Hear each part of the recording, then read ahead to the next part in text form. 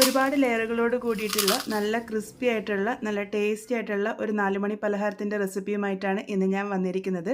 വളരെ സിമ്പിളായിട്ട് തയ്യാറാക്കിയെടുക്കാൻ വേണ്ടി പറ്റുന്ന ഈ ഒരു പലഹാരം എങ്ങനെയാണ് ഉണ്ടാക്കുന്നത് നമുക്കൊന്ന് നോക്കാം. അതിനായിട്ട് ആദ്യം തന്നെ ഞാനിവിടെ മിക്സറിൻ്റെ ചെറിയ ജാറിലേക്ക് കുറച്ച് സ്പൈസസ് ഇട്ട് കൊടുക്കുന്നുണ്ട്. ഞാനിവിടെ 1 ടീസ്പൂൺ അളവിൽ മൂടൻ കുരുമുളകാണ് ഇട്ട് കൊടുത്തിരിക്കുന്നത്. ഇതിൻ്റെ കൂടെ 1/2 ടീസ്പൂൺ അളവിൽ നല്ല ജീരകവും 1 ടീസ്പൂൺ അളവിൽ മൂടൻ മല്ലിയാണ് ചേർത്ത് കൊടുത്തിരിക്കുന്നത്. മൂടൻ മല്ലി ഇല്ലാന്നുണ്ടെങ്കിൽ മല്ലിപ്പൊടി അവസാനം ചേർത്താലും മതിയാകും. ഇതെല്ലാം കൂടെ ഒന്ന് പൊടിച്ചെടുത്ത് വന്നിട്ടുണ്ട്. ഒരുപാട് ഫൈൻ പൗഡർ ആക്കിയിട്ടില്ല. ഇതുപോലെ ഒരല്പം തരിതരിപ്പായിട്ടാണ് പൊടിച്ചെടുത്തിരിക്കുന്നത്. ഇനി നമ്മൾക്ക് ആവശ്യമായിട്ടുള്ളത് മൈദയാണ്. ഞാനിവിടെ 1.5 കപ്പ് അളവ് മൈദ ഒരു ബൗളിലേക്ക് ഇട്ട് കൊടുത്തിട്ടുണ്ട്. ഈ ഒരു പലഹാരം നിങ്ങൾക്ക് മുഴുവനായിട്ടും മൈദയിലോ അല്ലാന്നുണ്ടെങ്കിൽ മൈദയും ഗോതമ്പ് പൊടിയും പകുതി പകുതി ആയിട്ടോ ചേർക്കാവുന്നതാണ്. ഇനി ഇതിലേക്ക് 1/2 ടീസ്പൂൺ അളവിൽ ഉപ്പും കൂടെ ഇട്ട് കൊടുക്കാം. ഇനി ഇതിലേക്ക് എരിവിന് പാകത്തിന് ഞാനിവിടെ 1 ടീസ്പൂൺ അളവിൽ ചില്ലി ഫ്ലേക്സ് ആണ് ചേർത്ത് കൊടുത്തിരിക്കുന്നത്. ചില്ലി ഫ്ലേക്സിന് പകരം മുളക് പൊടി ചേർത്താലും മതിയാകും. ഇതിലേക്ക് നേരത്തെ പൊടിച്ച് മാറ്റി വെച്ചിരിക്കുന്ന ആ ഒരു സ്പൈസസും കൂടെ ചേർത്ത് കൊടുക്കാം. ഇനി ഇതിലേക്ക് റവയാണ് ചേർത്ത് കൊടുത്തിരിക്കുന്നത്. ഞാനിവിടെ 3 ടേബിൾ സ്പൂൺ അളവിൽ റവ മിക്സറിൻ്റെ ചെറിയ ജാറിലിട്ടിട്ട് ഒന്ന് പൊടിച്ചിട്ടാണ് ഇതിൻ്റെ കൂടെ ഇട്ട് കൊടുത്തിരിക്കുന്നത്. അപ്പോൾ ഇതുപോലെ പൊടിച്ച് ചേർത്ത് കൊടുക്കുന്നതായിരിക്കും ഒന്നും കൂടെ നല്ലത്. അതും കൂടെ ഇതിൻ്റെ കൂടെ ഇട്ട് കൊടുത്തിട്ടുണ്ട്. ഇനി ഇതിലേക്ക് നെയ്യാണ് ചേർത്ത് കൊടുത്തിരിക്കുന്നത്. ഞാനിവിടെ 2 ടേബിൾ സ്പൂൺ അളവിൽ നെയ്യാണ് ഉപയോഗിച്ചിരിക്കുന്നത്. നിങ്ങൾക്ക് നെയ്ക്ക് പകരം ഏതെങ്കിലും ടൈപ്പ് റിഫൈൻഡ് ഓയിലും ഉപയോഗിക്കാവുന്നതാണ്. നെയ്യാകുമ്പോൾ ഒന്നും കൂടെ ക്രിസ്പി ആകും, അതുപോലെ തന്നെ രുചിയും കൂടും.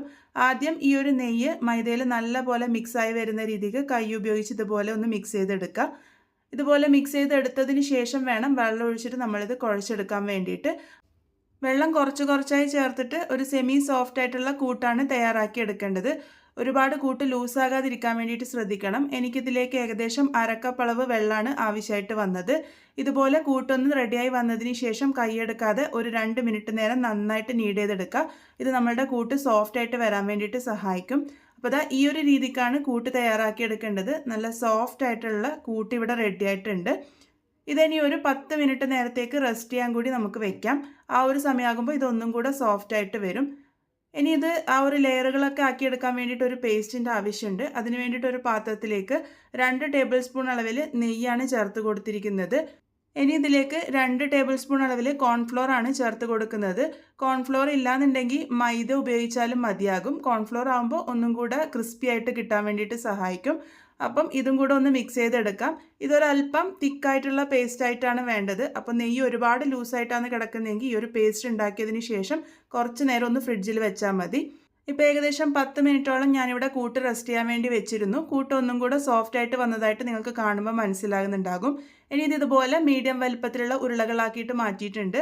6 ഉരുളകളാണ് എനിക്ക് കിട്ടിയിരിക്കുന്നത്. ഇതിലൊരു ഉരുള എടുത്തിട്ട് നമ്മൾ സാധാരണ ചപ്പാത്തിക്കൊക്കെ പരത്തിയെടുക്കുന്ന പോലെ തന്നെ പരത്തിയെടുക്കാം. ഇത് പലകയിൽ ഒട്ടിപ്പിടിക്കുകയൊന്നുമില്ല. അതുകൊണ്ട് തന്നെ നമുക്ക് പൊടി വിതറേണ്ടയോ അല്ലാന്നുണ്ടെങ്കിൽ എണ്ണയാക്കേണ്ടയോ ആവശ്യമില്ല. ഇത് നന്നായിട്ട് നമുക്ക് പരത്തിയെടുക്കാൻ വേണ്ടി പറ്റും. നല്ല നേർത്ത് തന്നെ പരത്തിയെടുക്കാൻ വേണ്ടിയിട്ട് ശ്രദ്ധിക്കുക. അപ്പോൾ ഇതാ ഇതുപോലെ നല്ല നേർത്ത് ഞാനിവിടെ പരത്തിയെടുത്തിട്ടുണ്ട്. കനം ഞാൻ കാണിച്ചു തരാം. ഇതേപോലെ തന്നെ ബാക്കിയുള്ള കൂട്ടും നമുക്ക് പരത്തിയെടുക്കാം. അപ്പോൾ 6 ഷീറ്റും ഞാനിവിടെ തയ്യാറാക്കി എടുത്തിട്ടുണ്ട്. ഇതുപോലെ ഒരു ഷീറ്റ് വെച്ചതിന് ശേഷം ഇതിൻ്റെ മുകളിലേക്ക് നമ്മൾ തയ്യാറാക്കി വെച്ചിരിക്കുന്ന കോൺഫ്ലോർ നെയ്യിൻ്റെ ആ ഒരു കൂട്ട് നല്ലപോലെ സ്പ്രെഡ് ചെയ്ത് കൊടുക്കുക. എല്ലാ ഭാഗത്തും എത്തുന്ന രീതിക്ക് നല്ലപോലെ സ്പ്രെഡ് ചെയ്തതിന് ശേഷം ഇതിൻ്റെ മുകളിലേക്ക് അടുത്ത ഷീറ്റ് വെച്ചിട്ട് എല്ലാ ഭാഗവും ഒന്ന് എത്തിച്ചു കൊടുക്കുക. മൈദ ആയതുകൊണ്ട് തന്നെ ഈസി ആയിട്ട് സ്ട്രെച്ച് ചെയ്ത് നമുക്ക് വെക്കാൻ വേണ്ടി പറ്റും. ഇതിൻ്റെ മുകളിലേക്കായിട്ട് വീണ്ടും ആ ഒരു നെയ്യ് കോൺഫ്ലോറിൻ്റെ മിക്സ് നല്ലപോലെ തന്നെ സ്പ്രെഡ് ചെയ്ത് കൊടുക്കുക. അതിൻ്റെ മുകളിലേക്കായിട്ട് അടുത്ത ഷീറ്റും കൂടെ വെച്ച് ഒന്ന് നല്ലപോലെ ലെവൽ ചെയ്തെടുക്കുക. എന്നിട്ട് ഇതിൻ്റെ മുകളിൽ വീണ്ടും ആ ഒരു നെയ്യിൻ്റെ മിക്സ് വെക്കുകയാണ് വേണ്ടത്. അപ്പോൾ ഇതാ ഞാനിവിടെ നെയ്യിൻ്റെ മിക്സും കൂടെ ആക്കി വെച്ചിട്ടുണ്ട്. ഇതുപോലെ 3 ഷീറ്റ് വെച്ചിട്ടാണ് ആദ്യത്തെ ഒരു ഇത് തയ്യാറാക്കി എടുത്തിരിക്കുന്നത്.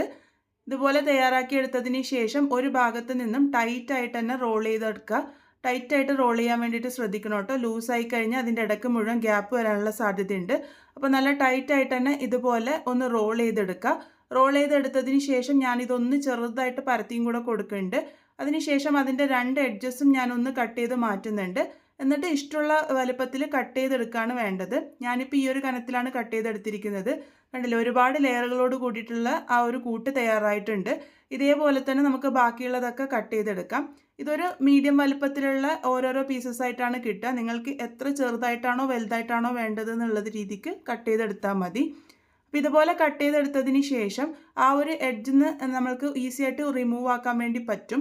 അത് അവിടെ വെള്ളമൊന്നും നമ്മൾ ഉപയോഗിച്ചിട്ടില്ല. അത് ഇതുപോലെ ഒന്ന് എടുത്തതിന് ശേഷം നടുഭാഗത്തേക്ക് വെച്ചിട്ട് പ്രസ് ചെയ്തിട്ട് വേണം പരത്തിയെടുക്കാൻ വേണ്ടിയിട്ട്. ഇല്ലാന്നുണ്ടെങ്കിൽ നമ്മളിത് എണ്ണയിലിട്ട് ഫ്രൈ ചെയ്യുമ്പോൾ ആ ഒരു ഭാഗത്ത് നിന്നും ഇളകി വരാനുള്ള സാധ്യതയുണ്ട്. അതെന്തായാലും ശ്രദ്ധിക്കണം. അതുപോലെ തന്നെ ആ ഒരു ഒട്ടിച്ച ഭാഗം മുകളിലേക്കായിട്ട് വരുന്ന രീതിക്കാണ് എണ്ണയിലേക്ക് ഇട്ട് കൊടുക്കേണ്ടത്. അതും ഒന്ന് ശ്രദ്ധിക്കണം. അപ്പോൾ ഈ ഒരു രീതിക്ക് തന്നെ ബാക്കിയുള്ളതൊക്കെ തയ്യാറാക്കിയെടുക്കാം. ആ ഒരു സൈഡിൽ നിന്നും ഇളക്കിയെടുത്തിട്ട് നടുഭാഗത്തേക്ക് വെച്ച് നന്നായിട്ട് പരത്തിയെടുത്താൽ മതി. ഇതേപോലെ ബാക്കിയുള്ളതൊക്കെ റെഡിയാക്കി എടുത്തിട്ടുണ്ട്. ബാക്കിയുള്ള ഷീറ്റും ഞാൻ ഇതുപോലെ തന്നെ ചെയ്തെടുത്തിട്ടുള്ളതാണ്. നല്ല കനം കുറച്ച് തന്നെയാണ് ഇവിടെ പരത്തി എടുത്തിട്ടുള്ളത്. ഇനി ഇത് ഡീപ് ഫ്രൈ ചെയ്തെടുക്കാനാണ് പോകുന്നത്. അതിന് വേണ്ടിയിട്ട് കുറച്ച് ഓയിൽ നേരത്തെ ചൂടാക്കാൻ വേണ്ടി വെച്ചിരുന്നു. ഓയിൽ ഒന്ന് ചൂടായി വന്നതിന് ശേഷം നമുക്കിത് ഓരോന്നായിട്ട് ഇട്ട് കൊടുക്കാം. ഇട്ട് കൊടുക്കുമ്പോൾ ശ്രദ്ധിക്കാനുള്ളത്, ഇത് പാൻ നിറച്ചുമായിട്ട് ഇട്ട് കൊടുക്കണ്ട. ഇത് മറിച്ചിടുമ്പോൾ ചിലപ്പോൾ പൊട്ടിപ്പോകാനുള്ള സാധ്യതയൊക്കെ ഉണ്ട്. അപ്പോൾ ഒരു 4ഓ 5ഓ മാത്രമേ ഞാനിവിടെ ഇടുന്നുള്ളൂ. ഞാനിവിടെ 4 മാത്രമേ ഇട്ട് കൊടുത്തിട്ടുള്ളൂ. മീഡിയം ഫ്ലെയിമിൽ വെച്ചിട്ട് വേണം ഇത് കുക്ക് ചെയ്തെടുക്കാൻ വേണ്ടിയിട്ട്.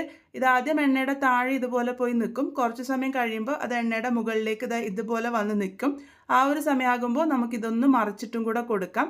നല്ല സോഫ്റ്റ് ആയിട്ടാണ് ഇരിക്കുക. അതുകൊണ്ട് തന്നെ പൊട്ടിപ്പോകാനുള്ള സാധ്യത കൂടുതലാണ്. അതുകൊണ്ട് പാൻ നിറച്ചുമായിട്ട് ഇട്ട് കൊടുക്കണ്ട. ഇതിപ്പോൾ ഞാൻ എല്ലാം തന്നെ ഒന്ന് മറിച്ചിട്ട് കൊടുക്കുന്നുണ്ട്. അതുപോലെ തിരിച്ചും മറിച്ചൊക്കെ ഇട്ടിട്ട് എല്ലാ ഭാഗവും നല്ലൊരു ഗോൾഡൻ ബ്രൗൺ കളർ ആകുന്നത് വരെ മീഡിയം ഫ്ലെയിമിൽ വെച്ചിട്ട് വേണം നമ്മളിത് കുക്ക് ചെയ്തെടുക്കാൻ വേണ്ടിയിട്ട്. കണ്ടില്ലേ, ഇതിൻ്റെ ലെയറുകളൊക്കെ നന്നായിട്ട് തന്നെ വന്നിട്ടുണ്ട്. നല്ലൊരു ഗോൾഡൻ ബ്രൗൺ കളർ ആകുമ്പോൾ ഇത് എണ്ണയിൽ നിന്നും കോരി മാറ്റാം. ഇതിപ്പോൾ പാകത്തിന് റെഡി ആയിട്ടുണ്ട്.